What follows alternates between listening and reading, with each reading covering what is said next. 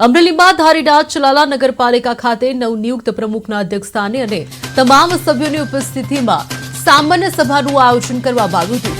દાન મહારાજની પવિત્ર ભૂમિ ગણાતા ચલાલા શહેરના વિકાસને વેગ આપવા માટે આ બેઠકમાં અનેક મહત્વના નિર્ણયો લેવાયા હતા।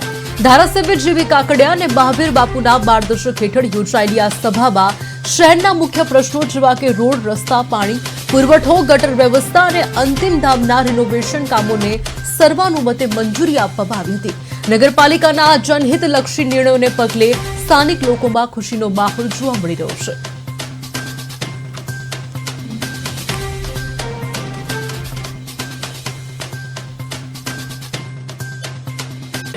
જે મુખ્ય આપણો શાક માર્કેટનો સૌથી મેઇન પ્રશ્ન હતો તો શાક માર્કેટને તીનબત્તી ચોકથી જૂની નગરપાલિકા સુધી બ્લોકથી મળી ત્યાં પણ જે રોડ રસ્તાનો પ્રશ્ન છે એનો પણ આજની આ મીટિંગમાં કાર્ય કરવાનું સૂચવવામાં આવ્યું છે।